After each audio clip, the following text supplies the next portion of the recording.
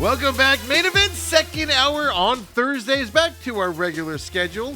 Look, Lou's in his house again. He's back to his regular schedule there. He's in the building now as well. It's always a good time here. Of course, I'm your humble host, Stephen McCollum. Dale Hellestrae's off doing his other hit. It's all right. We got better stuff here, better talent here right now with Uncle Lou. How you doing, Lou? I'm doing great. Happy New Year, everybody. It's really a great time of year for so many reasons. The playoffs, NFL playoffs, I got all kinds of advice for everybody. You can take it or you can throw it in the trash can, but I'm going to distribute it nonetheless. Exactly, right? Oh, man, like you got a different skin complexion than Dale has because you're brighter on that camera than Dale was there. So, I don't play golf every week. I maybe don't have the tan. I've been dealing with contractors, punch lists, and everything else. You got all that stress happening and everything. We'll see if Kobe can get over here and kind of darken that up a little bit. If not, don't worry about it, Kobe. I don't know what he's doing in the production room over there. I'm just happy for the red background. My bricks are back. It doesn't look terrible. Yeah, exactly. I know. We could have got you something at the. I didn't even think about that the last couple of weeks. We could have got you a green screen and put it in there for you and everything that make you feel normal. But before we get started here, of course, how was your New Year's? Honestly, I had this crud. You know, I came back from a funeral in Omaha in November with the flu, and then darn near about the time I kicked the flu, Steve, this the phlegmy, coldy coffee thing kind of came on here me. It's going around. It's funny. It seems every December something goes haywire with my health. Yeah. Cold, flu, whatever. Well, stress, all that stress of your cooking and Christmas and I don't, Thanksgiving, all the stuff you do, because you stress me out with how busy you are with that. I think it's because off air I live pretty hard. Thanks, Kobe. Look at that. You're dark now. Holy moly. You look like an Italian. Yes, look at that. Sir. I love it. Kobe's the man. Yeah, we're back. We're back. Everybody's back at school, you know, and everything. So we're back to just Kobe running the show, and he's great. He runs around and takes care of everything for us, and all of that stuff. So, but yeah, no, I give you a hard time because you know you're busy with all your cooking and stuff. So I give you a hard time with that. But now you're doing the punch list at the house, which is stressful in itself because you know, I've never remodeled a house, but I've been in the construction industry for a lot of years, and you know, it's always funny because like you're like, oh, everything looks great. Like a week later, you're like, wait, what's this? I gotta call him about that. And then a week later, you're like, oh, what's this? You gotta. You just notice stuff over time. I had William Brazelton, the best architect in the city, was our architect, come and do the walkthrough for us to make the punch list. Mm-hmm. Not only did he see things that I couldn't see, but he was able to provide the correct terminology so I could express myself correctly to the contractors. But I can tell you the punch list is stressful. Yeah, maybe a little bit, but not as stressful as living out on Cactus and El Mirage coming in. So, hey, I'm counting my blessings in every way. I feel good.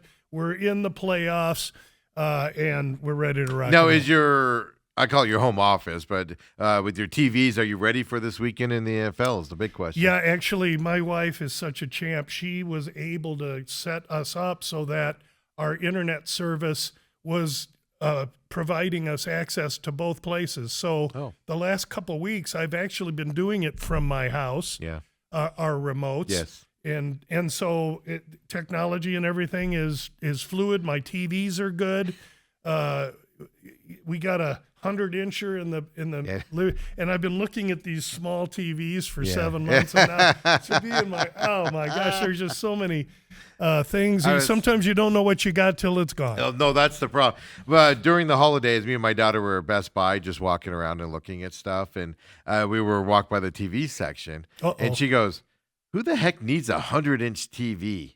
I know, and I instantly thought of you. Yes. I was all like, I know one person that does. Well, a 54 is in the Gamblu man cave. The 100 is currently in our family room. She's trying to decide if she's going to keep that in the family room where it's kind of large for her. That's what I'm saying. You have to have room, though, to watch it, right? So it's got to be in a bigger room. You do. And I mean, our room's big enough, but I mean, that picture is so amazing. She may put it in the outside in the indoor-outdoor room and then get another TV for this room. But I can tell you that as long as the plumbing lines and the structure was fine, the color of the tile and where she puts TVs ain't Uncle Louie's deal. Yeah, that's her deal. She's running the show. Who handled the kitchen, though, is the question. I know she handled the bathroom, I'm sure. The kitchen was untouched. We got a new gas range. Oh, you just got the new stuff. Yeah, I can tell you. You want to go buy gas ranges and refrigerators. This Joint Stewart's appliance, pretty good operation, man. Anyway, you've got a brand new gas range, got a brand new refrigerator. Getting a new faucet for my sink on Saturday because I got a little leak. But my kitchen was really untouched. It was the first thing that was completely sterile and set up so that even though I had to make our Christmas Eve and Christmas food out there, we moved it in and were able to eat from the kitchen. Yeah, that's great. It's good to hear you finally getting relaxed in there and all of that stuff. So, yes, sir. Yes, sir. And everything. So, beginning of the year, let's set it up straight and everything for people. A lot of people tune in when you're on, whether through the podcast, the free podcast, YouTube views, Robat here at Robat TV as well. But for new people, we're still a couple weeks away, of course, from the UFC kicking off again this year. But tell everybody where they can find you, what you support, how you're changing your stuff again this year. No paywall this year, folks. Lou will talk about that. So let's get that out there for everybody tuning in after the holidays. Yeah, so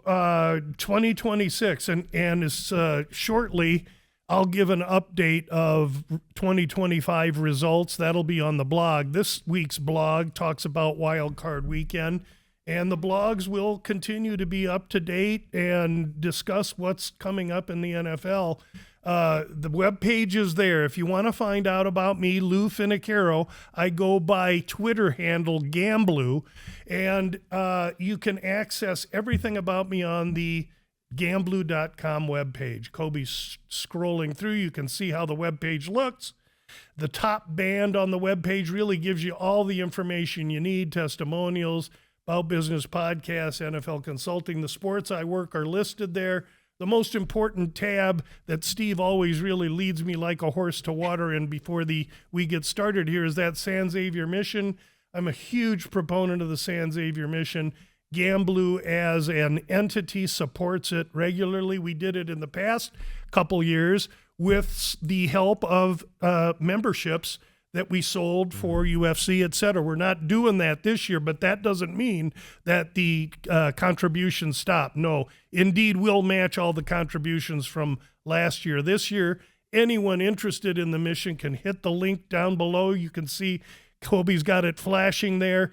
All the information on the San Xavier mission, the oldest mission in the United States, located just south of us, south of Tucson, Arizona, here in Arizona. Steve always lets me mention it, and I'm really flattered that we get to discuss that each week. So here we are, new year. What have you done for me lately? And we're ready to go. Well, on that, it was interesting because when we were driving back from El Paso in New Mexico, you go I was right like, hey, by let's it. just stop. Well, you have to get on 19 and south. Yes, yeah, it's right. like 5 miles south on the 19. But yeah, no, we ran down there because my kids hadn't been there. I haven't been there since I was a kid. I'm so tickled that so they're you did. redoing the facade in the front, so they have a giant thing on there, and the kids got to walk through it. My daughter was all taking pictures. She loves that old architecture and everything. It's really cool. And in the 1800s or so, they tried to refurbish it, and they didn't have the technology we do today, and they kind of gummed it up, for lack of a better word. And so now they're correcting everything. And one last thing I want to say: a couple times you mentioned that we get that there are listeners or viewers that tune in for this segment. I just have to say how flattered we are for that. I try and deliver poignant, straight, no nonsense opinions. You don't have to take them. You just have to maybe weigh them and see if they're worth your consideration or not. But I'm flattered that people from wherever listen in. The UFC's about to start up. My database is cleaned up. The modeling's done. Ready to go? I already have the first week's card all set up with opening lines. And that's the 24th is the first UFC weekend, Paramount Plus. So that means Sneak Teep on the 19th, About Business on the 23rd, and free this year. All available on the Gamblu webpage or wherever you get your podcast. Go to Apple, hit Gamblu, and you'll get each of the podcasts. Google, Spotify, all of those stuff, out there. And, of course, follow him on Twitter. He posts that. He puts them out there and all of that stuff. But, yeah, no, it's funny because the only reason I thought about that mission was because of you. And so I was like, I haven't been there probably since I was in my teens. Were your kids happy you did it? Were you happy you made my daughter? hour We're stop? not a religious people in that from that side, and my daughter got a little bit uncomfortable in there with, because they just got done with the mass, and so people were in there praying and doing what you do in there. So at first she didn't know how to act or how to take pictures and stuff like that, but she loved the architecture and the old paintings and stuff to that effect on the building and whatnot. It's just it's good to stop for them to experience that culture. Was there any activity outside, tables and fry bread and stuff? I mean, there's a bazaar outside. This was Saturday, so it was January 3rd, so it was packed. Oh, I mean, that when you get that life going there, and it's. But they need help. I mean, in the bathrooms, they're you could tell all their stuff's old in there. Yes. And they do schools there and everything to that effect. 1694 or something when's this. So even if you're not really, you can help out at just an old building. If you're an old building person, and she was just commenting like some of the paintings on the top, like, man, and I was like they weren't good painters and stuff back in the 1700s, 1800s. Like they struggle with some of that stuff. Oh, faces are all weird. in Arizona in 2,000-degree heat with no air conditioning. I had to talk to her about that, and stuff. But no, it's a fantastic. I love old architecture and things. We don't get that here. We generally raise all of our old buildings. And build new ones on top of them, and stuff to that effect. So those old buildings are great and everything. And I was disappointed they're redoing the front, but they have a nice cloth over it so it doesn't look like it's being remodeled. Kind of hiding it. But I would like to have seen the front there. But I guess they're putting more color back into it and remodeling that side of it. So it'll be fantastic, killer when fantastic place to stop if. You're into old architecture and that stuff. So, and I noticed that we thought about you, Lou, on the vacation. Thank you. That's awesome. And then we were just going across New Mexico, and there's nothing to see in New Mexico, folks, when you drive. The kid's mom's dad was a truck driver, and he always used to say about New Mexico, used to always say, New Mexico is the state God forgot to finish. Because it's just nothing. So we're like halfway through New Mexico, and I go, hey, let's stop at that mission out south of Tucson. Beautiful. Well, New Mexico, southern New Mexico and West Texas, very similar. Yeah. Not a lot to look at outside of rolling tumbleweed. But North New Mexico, you get to Las Vegas and Taos and some of those places up there. There's a holy staircase in one of those cities up there my folks have been to. Oh, yeah, with the mountains, right? Even Albuquerque. There's some, to me, desert beauty. It kind of grows on you. If you come here from the Midwest, it takes a year and a half or two to forget about the seasons and understand how the desolate beauty of the desert really affects you. But it's a acquired taste. We saw that in El Paso with the Duke fans that were there. Oh, yeah. I bet they were just like, everything's brown. And, everybody from Arizona is just like, whatever. It's El Paso. This is just like Tucson, whatever. Who cares? And everybody in Duke's just like, oh, my God, this is so amazing. It was kind of funny to see the differences, on that side of things. So let's get into it, Lou. With no UFC this week, you're prepping for that coming up here. I see on your blog, wealth of information. And like I said, regarding people that watch this show when you're on, I get a decent amount of feedback from people that don't even do sports gambling that love having you on because you give them something to talk about and look smart around the office and things to that effect. Yeah, it doesn't always work out, right? Yeah. But in your blog here, in the last 74 wildcard games, and you said this is from VSIN data from the early 2025, an outright winner covered the spread 86.3% of the time in these games here coming up. That was before the modern twist where they reseed the last 2 years. Okay. And so and I have to footnote Gil Alexander, a numbers game, the show on VSIN where I got this information years ago, and I substantiated with him before I published this that my numbers were correct. And so really the point of the blog is that, listen, if the point spread doesn't come into effect 86, 85, 87% of the time, don't worry about the point spread. Pick the winner, and that's the title of the blog. Pick the winner. Yes. So who you think is going to win, pick the winner and ride with it, and you're probably going to be better off. So forget, oh, boy, the Rams are giving too much. No, if you think the Rams are going to win the game, give the 10 and let them roll. We'll see how that works this year. I know that I've already released a tease position. I was going to come in and tell Steve that I only prepared DVOA for 1 or 2 games. Wanted to see him, jump. Lou, we have an hour to fill. I've got all the games set up here. I've got some strong opinions, and then I have some maybe not so strong opinions. Well, funny, before Dale left, he goes, man, he'll have so much information on every one of these games. I go, we could probably do a 2-3 hour show with Lou today on we could if we games. had to. So now there's Saturday games this weekend. We're just going to roll through them. 2 on Saturday, 3 on Sunday here coming up, and then 1 on Monday as well, which I don't know, man. Does the Monday game, now this year it's Texans and Steelers. We'll talk about that. We'll do them in order, but does a Monday game in the playoffs kind of hard to handicap or look at it differently kind of a deal, or does it not matter? Because it's a Monday night game. I think it matters in that Monday night winner has to now turn around on a relatively short week and play somewhere for the fans to have a Monday night football game and us degenerate gamblers to bet on something. And so for that reason, I think it adds a little complexity into the divisional round. But if you look at it just as it stands, hey, Pittsburgh and Houston get 2 days extra rest over L.A., Carolina, Green Bay, and Chicago. But I also think, and we'll talk about this when we get to the game, but I also think this screws Texans a little bit. Going from Houston to a cold weather to play on a Monday night, if they played on a Sunday afternoon, the weather's be maybe a little bit better. Saturday, Chicago, Green Bay, the 6 p.m. game. Snow. Chargers, New England, Sunday, the p.m. game. And so Pittsburgh, the p.m. game. Yeah. Why does the NFL put these games in cold weather temperatures at night? I don't know, but I like that they do.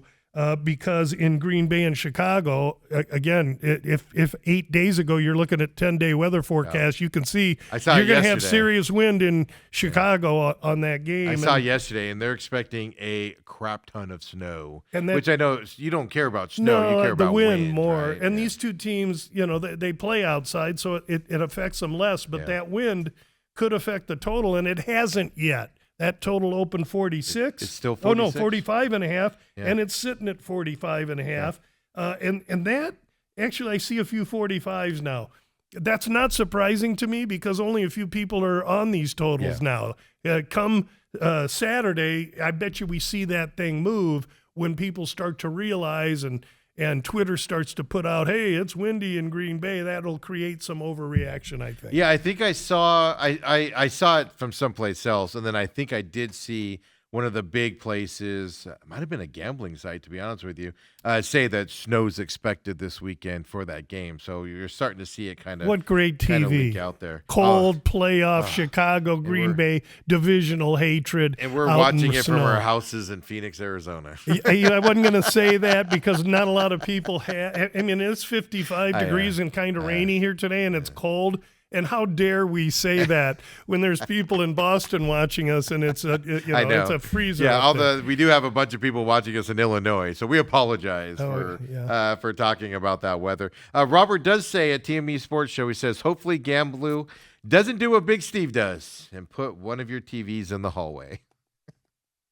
That's an old bit. So you can see from the bathroom or something? No. I just had an extra TV. Oh, we got a couple extra. And so I just put it in. I just put it in my hallway, and then I didn't move it for a bunch of times. So it became a big joke on this show. That very good, Robert. Steve I don't have a TV Steve just puts in the TV hallway. in his hallway and leaves it there. No, sir. And now it's downstairs in the the bonus room. Robert is very interactive, and he's a great supporter. And I love the guy. He's very interactive. I appreciate it. With you being on the show, if you guys have anything, text us 623-252-6670 at TME Sports Show as well. And then, of course, when Lou's not on here, you'll get a faster response from him at Gamblu on X as well out there. So let's get into it, man.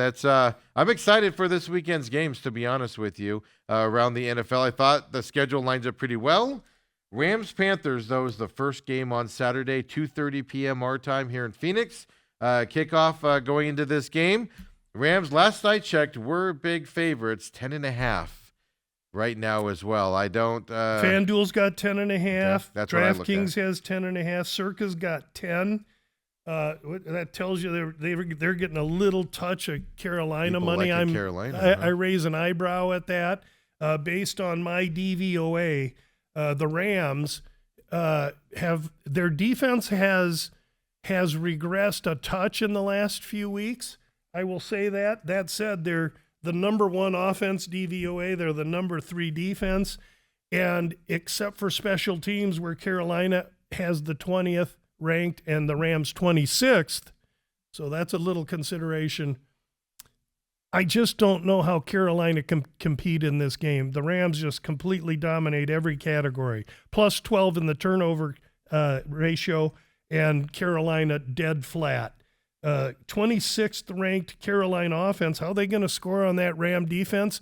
They must have a gadget play. They're going to have to try something. Let's also understand these teams played earlier in the year. Just played a few weeks ago. And Carolina beat them. Came back and beat them. So the Rams had that game won. Boy, well, no, they didn't because they lost. But no. My point is they had a big lead. Yes. And Carolina came back and beat them. And so to me, that's such an easy coaching job for McVay as well, the guys in the locker room. And so this is a game that I would say I think this thing looks to me like 24-10 Rams. It's maybe the game. There's maybe 2 games I'm not going to really have a strong opinion on. This might be one of them. Carolina has shown great mettle, and for them now to take the NFC South last to best is a great story, but I just don't know how they can take it that step further against a good Rams team. That's the thing. The team they're playing is the problem, right? They're 8-9 into the playoffs, which you make it and stuff like that. Over under 46.5 coming into this game. Like I agree with you. I think the Panthers are going to struggle to score on this. So you would have to go on that, but you just gave a score of like 24-10 type of a time frame, which would lead you to the under in this game. I think this has a potential to be a giant blowout to start the playoff season here coming up, and just snowballing on the Panthers in the 3rd and the 4th. And I don't think the Rams are going to kind of let off because of the way the Panthers came back. That's ultimately what meant the Rams couldn't play for the NFC West Championship or whatever was that bad loss that they had in Carolina. So I think there might be some payback in line coming up here. I really could not agree more with all of what you just said, and I hate to agree with everything. I know. I apologize. First of all, I apologize for that. Pardon me. I must have taken some medicine and made me smart overnight or something. Again, pick the winner, and if I like the Rams, then I'm going to give the 10.5, or I'm going to shop. I can't get to circa, so I can't get that 10. You want to play the teaser game and such, maybe so. I do have a teaser this week that I released earlier in the week. It's not quite there for everybody today, but I'll be happy to discuss it when we get there. Yeah, no worries. And minus 670 on the money line for the Rams as well. So there's not really, like you said, unless you like the 10.5 or more, there's really not a play on this game. Where it makes money sense, just straight up on that side. Packers Bears are the second game here on Saturday. The 9-7-1 Packers. I believe Matt LaFleur's job's on the line with this game. Just have a gut feeling on this coming up. No specific reason why. Then you got the Bears at 11-6. First playoff game for a new coach, new head coach. He's been there before with the Lions, of course, but new head coach. Players coming into this is the first time on this side. I am worried about the Bears coming into this deal. The good news for me, though, division rivalry. Late game, weather's going to kind of slow down the Packers a little bit more from that perspective in this one. And so what do you say on this game here with the Bears-Packers? Yeah, first note, 18 to 30 mile an hour wind. Wind is what I really try and get a feel on. Green Bay special teams, 22nd, nothing to write home about. Chicago's 18th. The story with Chicago is 33 takeaways this year. So their net ratio plus 22 overwhelms everybody. The closest one to them is the Jags. And so if the Bears win the turnover margin, I think this is a Bear game. That said, I view Green Bay as the more complete team. I think their offense is more solid, at least by the numbers. That's the 3rd-ranked DVOA offense going to go against the 24th-ranked DVOA defense. So let's say there are no turnovers in the game. I have to give Green Bay an edge, even though they're on the road. That number hasn't changed much. Opened 1 for Chicago. Now we're seeing some 1.5s, a little good. People like the hometown team. You said 1 for Chicago is where it opened? That's correct. Well, FanDuel is 1.5 for Green Bay right now.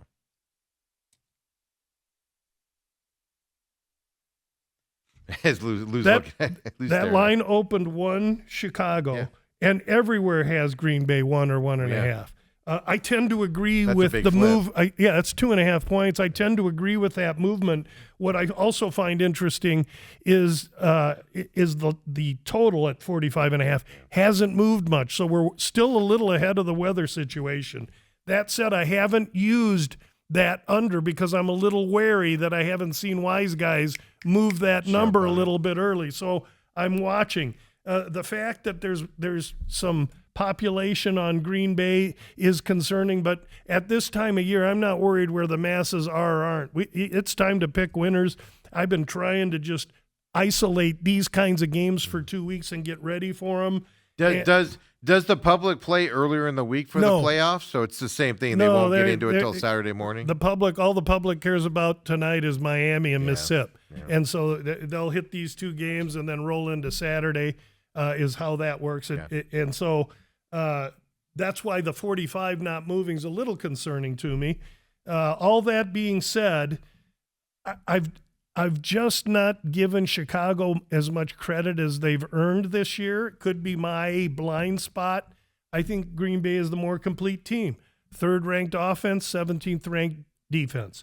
Chicago, 10th ranked offense, 24th ranked defense. That's what scares me. That said, the Chicago rush game, 4th ranked in the NFL, will go up against the 20th ranked Green Bay rush defense. So if Chicago can come out, maybe get the ball, possess it, go down and throw points up and pucker Green Bay a little bit, I think they could be in a good position. Let's not forget, Chicago believes.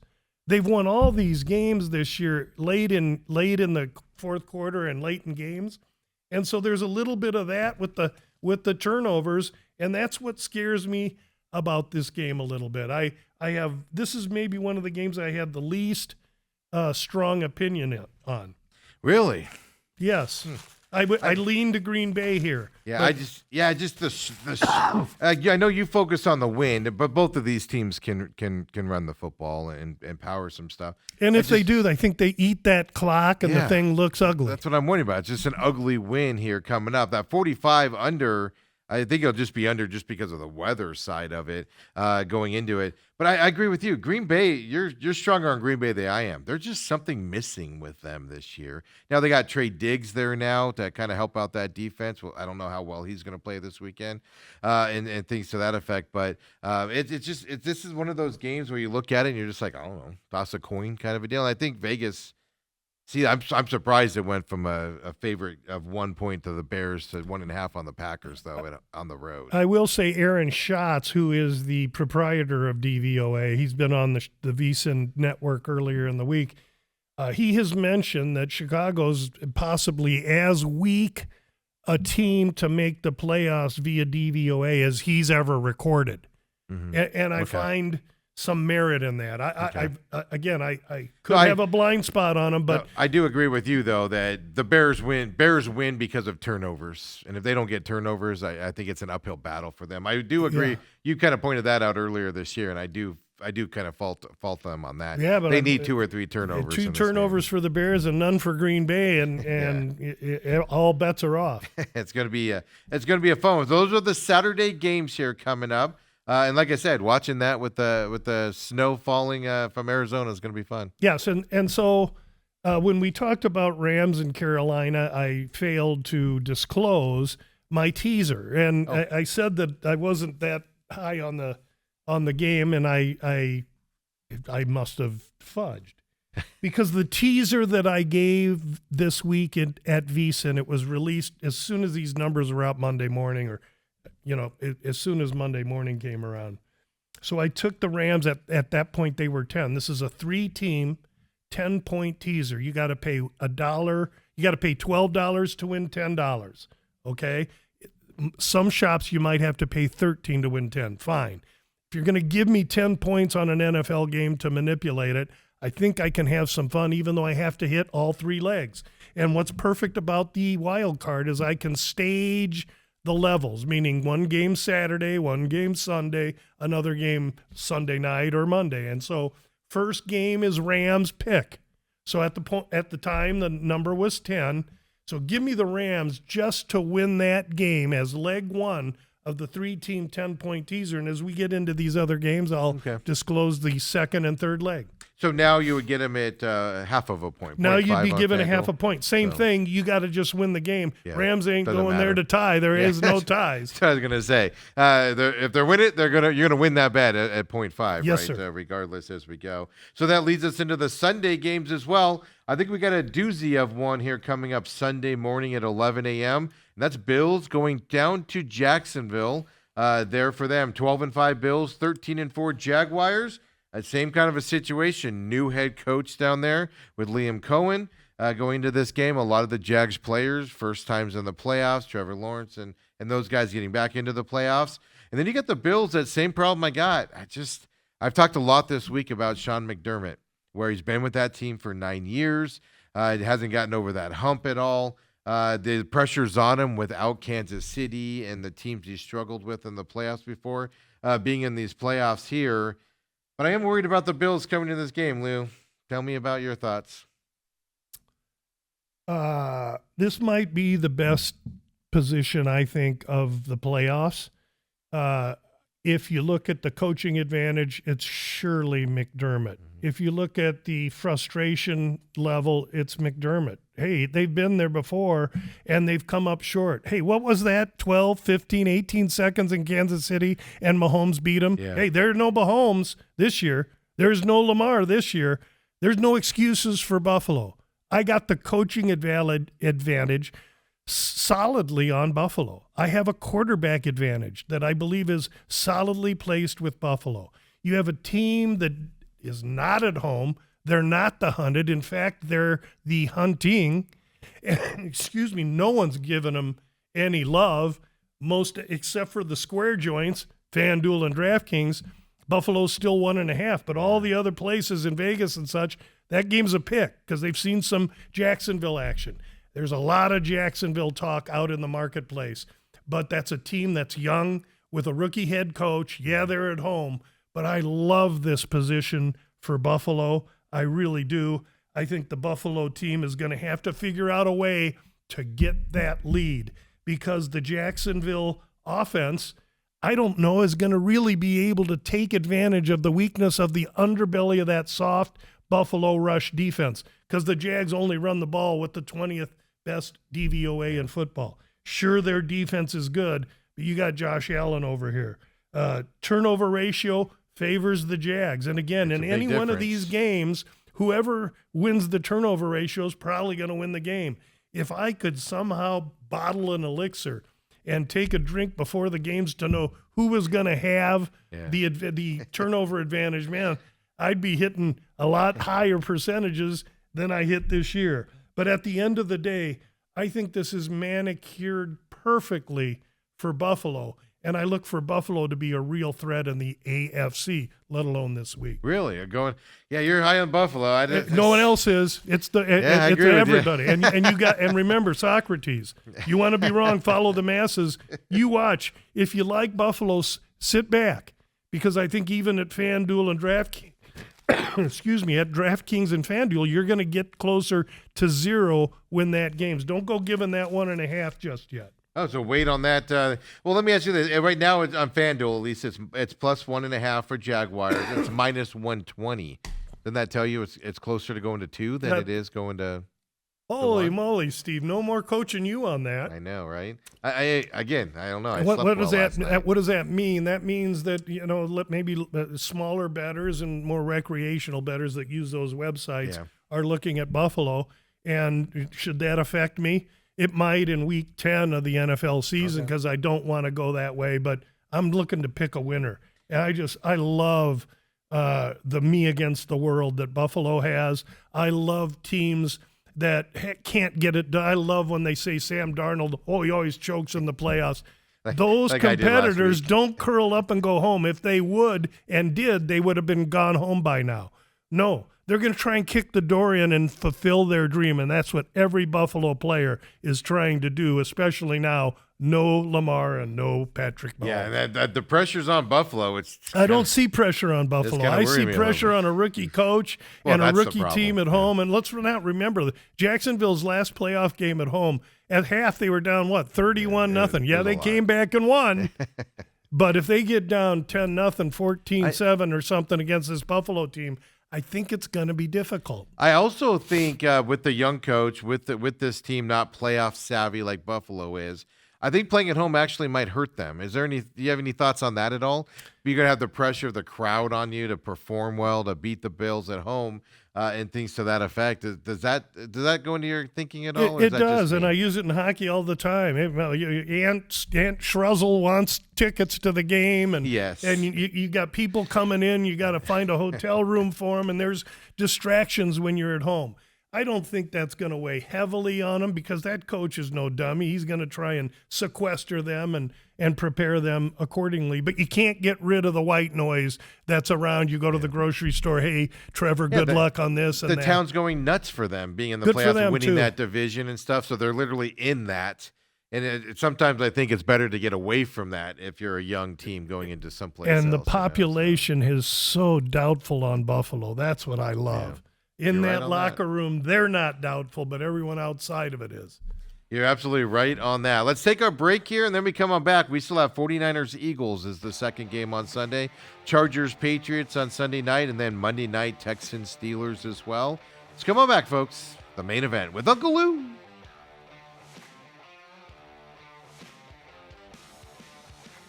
And we're back here with Uncle Lou, of course. We were just talking off air there, just Buffalo and the Packers give me enough indigestion watching them play this year with their quirks that, I'm a little weary on them. But I do like you going out there because, like you said, everybody's on the Jaguars out there, and I'm leaning Jaguars right now, but I could see me flipping to the Bills getting closer to Sunday morning coming up. But another good one that's coming up on Sunday, Lou, 2:30 p.m. on Sunday. The 12-5 49ers and 11-6 Eagles battling it out in Philadelphia. I mean, this kid, Shanahan, coach in San Francisco, is as sharp as they come. I regard him as a top 3 coach in the NFL. I have for a long time. He's never exemplified that position more than this year because they've been an absolutely decimated team with injuries. And now on the horizon, if they can win a game or two, here comes Fred Warner. However, if you watched that game last week with Seattle, and I was here touting Seattle on that game, you saw before the game started Shanahan saying this is the most important game for us because they wanted to get that bye and have home field at home all the way maybe to the Super Bowl.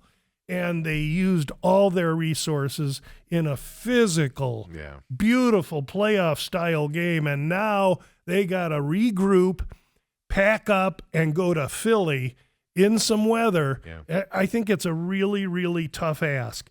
This number opens Philly 3.5 and 45, jumped right to 4.5. And I agree with that. In fact, when it was 3.5 Monday, we used the second leg of the 10-point teaser to Philly, moving him to plus 6.5. That's a huge move because of the key number of 6. 5.5 now is, better than 3, but it's not 6.5. So I don't know if I can really, I'm going to leave it to you if you want to do that.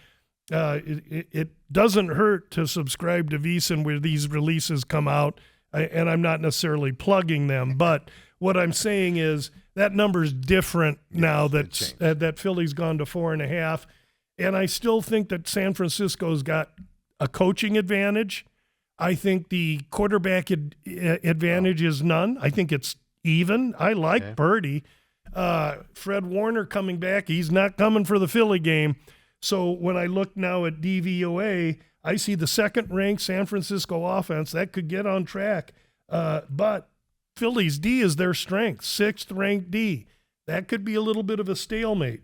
Philly's 17th-ranked offense against the 26th-ranked San Francisco defense is something. Now, can Philly, who's been constipated on offense all year long, score against San Francisco? Especially lately. And Seattle, a decent offense in their own right.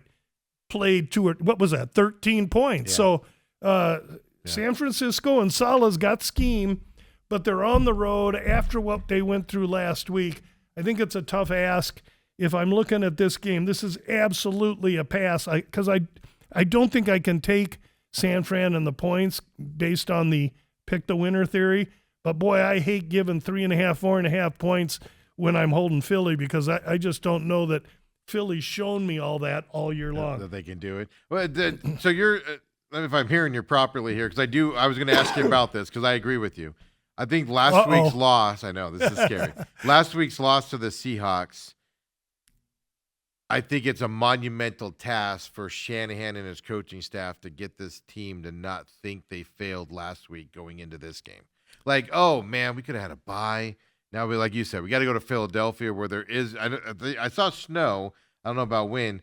And it's just we could have had this, and now we're going here. Yes, it's the playoffs, players – but there could be a hangover is what I'm getting at for San Francisco going to this game. Yeah, I agree with that, but I may word it different, but I think it's a tough task for San Francisco to now get on the road and like roll I said, out. And the Eagles scare me to death. The Eagles might only score 7 points in this game, and they might have 4 turnovers and stuff to that effect. If they score 34 and blow San Fran out, then all of a sudden Philly's going to get a lot of gust. Well, absolutely. It's going to be fascinating. Plus, being at home, if the Eagles don't come out and perform well at the beginning, that crowd's going to turn on. Oh, baby, are they? That'll be fun to watch just for the crowd. You might see snowballs coming down on the Philly team.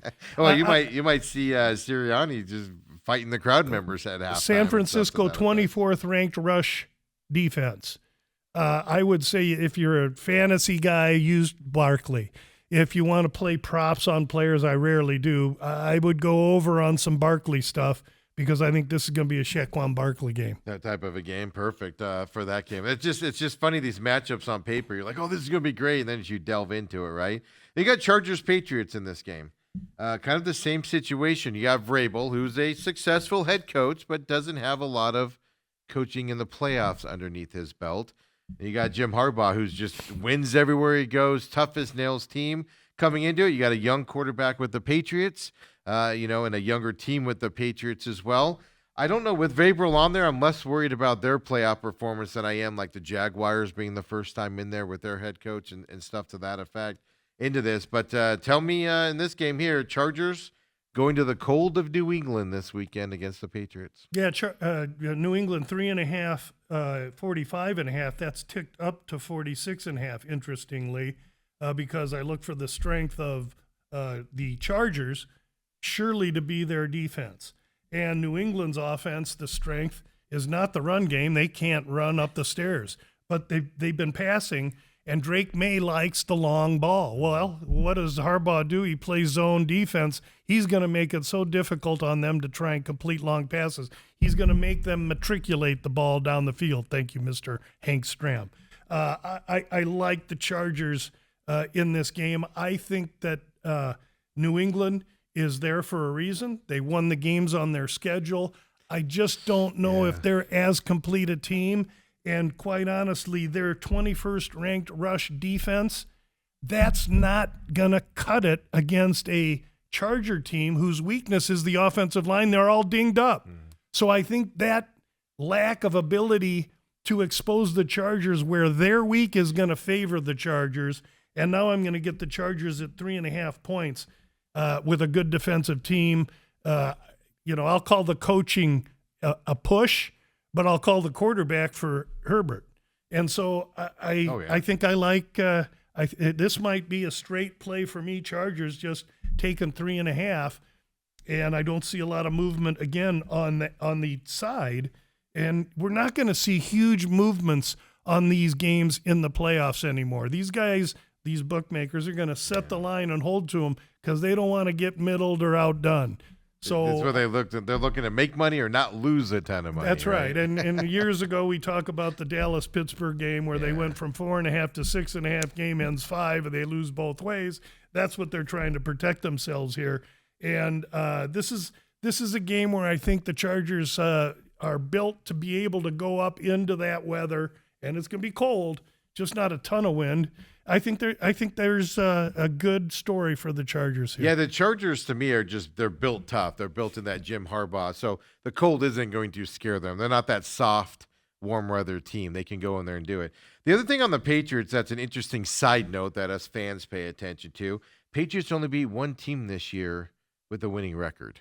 With all of their wins, they beat everybody on their schedule, so I'm not knocking them for that, but they weren't necessarily, molded by fire, going into this. In a playoff atmosphere against a Jim Harbaugh's team, it's going to get physical, it's going to get tight down in there, and I'm not sure if the Patriots have been tested enough this year, so this is the first time you get kind of hit in the mouth and tested in this environment. It does worry me a little bit on the Patriots. But that's why I'm surprised it's a 3.5-point favorite for the Patriots going into this game with all that other stuff. That just seems like too big of a number. Even if the Patriots can win this game, that seems like too big of a number. Yeah, listen, a pro team's a pro team. All they can do is play who's on their schedule.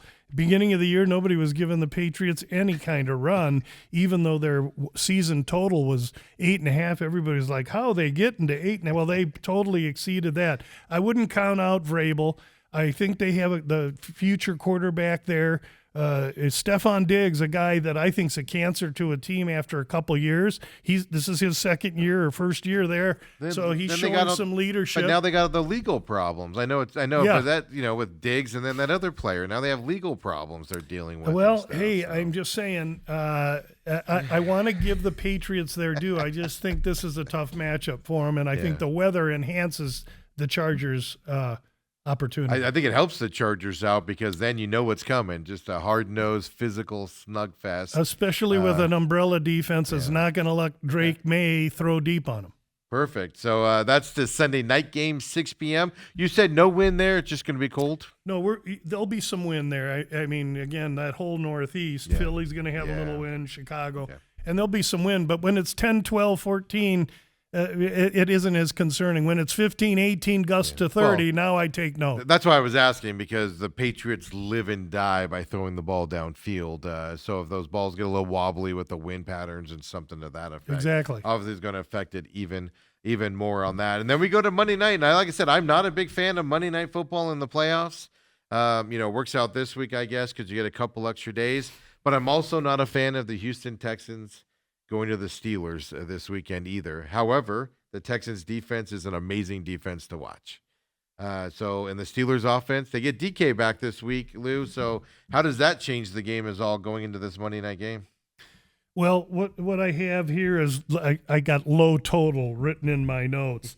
Houston plus 17 turnover, Pittsburgh plus 11. So, again, turnovers are going to come in here.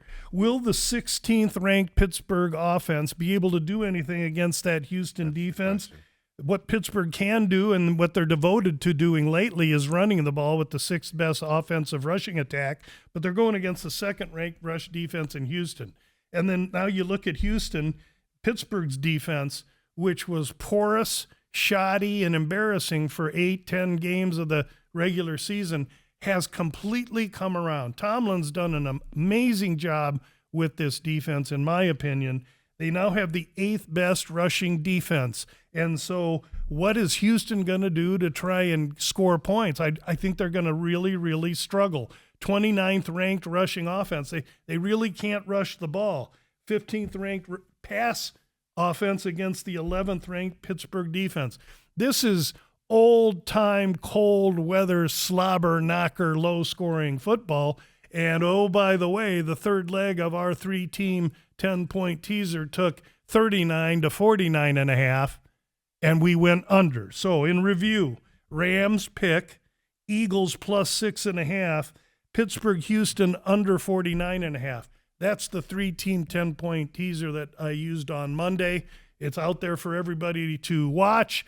If I win it, hurrah, I'll forget to talk about it next week. If I lose it, of course we're not going to talk about it. No, we'll talk about it. So the only one that's not in play at the numbers you got is that Eagles game. That's correct. Now it would change to, 7.5? It would change to 5.5. So you'd be getting Eagles at home plus 5.5. And again, I think the handicap still works. San Fran on the road after a huge emotional game, loss, division, physical.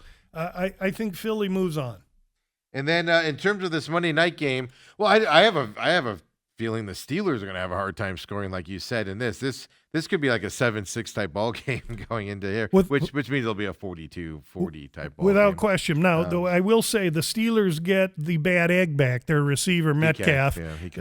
That's huge because they were totally walking with a red-tipped cane for the last 2 weeks without that kid. They had nobody to throw to in that Baltimore game. It was ugly to watch. It's difficult. Now, Valdez-Scantling pulled some weight, but really he's a great number 2. So you put Metcalf in there. Valdez-Scantling can really contribute. Rodgers likes him. I think we're going to see a little bit more fluid Pittsburgh offense. We'll see what Metcalf can add to that mix. Yeah, it's going to be, and he's going to come out motivated. The question is he going to get in there?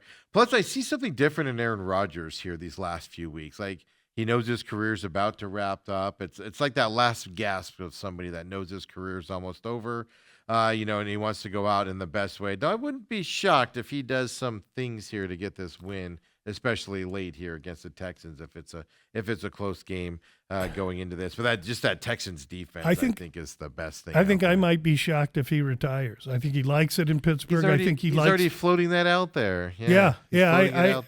Especially if they win this game. If they win with Tomlin after Tomlin's had some trouble in the playoffs after all this. I mean, the guy's a competitor. He can do everything he's always done except run, and they highlighted that in the last game. He tried to run, he tried to get outside, and he ended up getting caught. For a 40-year-old guy, I mean, you show me a guy running from an NFL linebacker, I'll show you a guy running his absolute fastest. It was hilarious watching it because they were like, "Hey, Aaron Rodgers 10 years ago was getting that first down." He turns that corner and he's down the sideline. And they're like, in this one, they're like, he's lucky to get halfway to the sideline. Hey, but with all that being said, I could relate to that, Lou. He hasn't gone backwards here. No. In fact, if anything, he's more fluid. Did you see that video? I don't remember what receiver it was that obviously didn't know the play and went into motion, and he stops his cadence and he goes, "What the F are you doing?" Yeah. That was a tight end, I think. Yeah, and it was just, I was like, okay, this guy still commands an offense. Then he does this, And then he still commands an offense and knows it better than his players do. And like you said, mentally he's sharp. It's just the physical side. And he didn't get beat up this year. Players that tend to, if he got beat up again this year, I think he's definitely retiring. Monday, Tuesday, Wednesday, Thursday, these players' skill positions are at his house. Yeah. And they eat dinner together and eat popcorn and look at film. And so he hasn't lost his zeal for winning.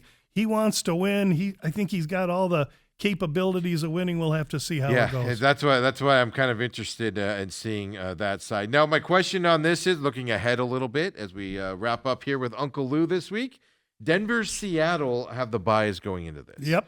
We lament in the college football side. I've talked about it a lot, the way they do their playoffs. The teams that have the month off. Now, they're not getting a month off. I get it. The teams that have the bye in the first round of these college football playoffs last couple of weeks just don't win when they go to play again. And the teams that did play a couple of weeks before come in more fired up. In the playoffs and the pros, I think it's more even on, how they come in and play. Are you worried about Denver or Seattle at all with this bye week getting healthy? And not everything? In the slightest. In the NFL, after 18 weeks of physical football, the team that gets 1 week off it is at a huge advantage. In college football, after however many weeks they play, to give them 3 or 4 weeks off, that's different. Where's your legs? Where's your game action? We saw it in the results outside of Indiana, I guess. And so I look for Buffalo, Denver in the AFC final game, and I look for Seattle and somebody in the NFC final game. But ultimately, my Super Bowl is Seattle and Buffalo. Really? So you are high on those Buffalo Bills. I think it's, if you remember a few years ago, it was maybe 2 years ago, the Chiefs went into the playoffs, and their last game was against the Raiders. The Raiders went into Kansas City and beat them with Pierce as the head coach. And it was a huge, huge shocker. Now everybody's low on Kansas City, and so they had to do it the hard way on the road. I think that was the first year that they hadn't had home games. Us against the world is a good thing in football, and I think Buffalo's got a little of that, Steve. Right. That sounds good. So the reason why I'm not worried about Denver and Seattle on this is just their defenses, the two best. If they're not the two best defenses in the league, they're top two of them. and a defensive team doesn't lose it after a week. The offense might get off a kilter and not be able to score as much, but the defenses are what are going to lead those guys to wherever they people go. are going to tell you, well, Knicks on Denver, they're not convinced. Well, I mean, what more you need to see? Sean Payton just won 14 friggin' games. Come on, man. And this Darnold, I've been saying it all year. When you got a guy like Darnold, he's not afraid. He's wanting to kick the door in and get his ring. Last week you made fun of me because I brought up that narrative of last year with Sam Darnold, and I don't regard it as anything but folly. He fell short. Right. Yeah. A lot of guys fall short. Peyton Manning fell short. He was getting that dialogue till he won the Super Bowl. Now, Darnold wins the Super Bowl, everybody going to throw rose petals at his feet, and they're going to be fans all of a sudden. I'm telling you, this kid Darnold looking to kick the door in. It's interesting to see. So that's the NFL stuff out there. As we wrap up today with you, Lou, UFC is still a few weeks out here. It's interesting to me, just from the UFC side, I wanted to bring this up to you. I've been seeing articles lately in local papers and local websites and, bona fide media outlets talking about the MMA and why we get so many labs here, right? You got Fight Ready in Scottsdale, MMA Lab, which you're very familiar with up there in North Phoenix. There's one in Tempe now to get these kids ready for MMA and stuff like that.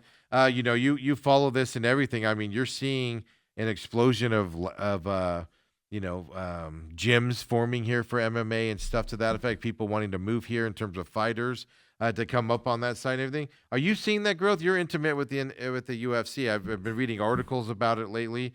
Are you seeing that growth here in the Valley with not just the fans becoming more intimate with MMA, but even more people in labs and people wanting to be here? Yeah, Bader's gym in Tempe's always been there. Yeah. So has Lab, and the newer one is Fight Ready. And there's others. There's one in Tucson as well. And so really what I would say is I'm tickled at the growth of not only MMA in Phoenix, but it's not just Phoenix. It's everywhere. It's everywhere. You go to China and Mexico, it's like, fire in a dry grass field. MMA, mixed martial arts, is exploding worldwide. When you get to the UFC, the complications that become, especially this year, you can see Gaethje again, the first pay-per-view, Gaethje against Paddy Pimblett. Well, it's not pay-per-view anymore. That's right. UFC 324, excuse me. Not pay-per-view. That's why I got to keep saying it, because you can watch it, guys. Yeah. Where's Sarukian? Sarukian is definitely, I believe he's the best in the division. I believe if he fights Topuria, he beats Topuria.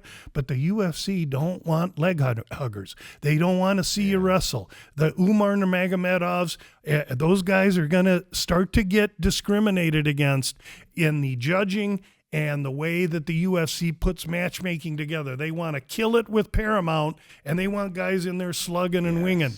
They got Jan and Dvalishvili, and Dvalishvili stood up too much with Jan and was beaten. Why?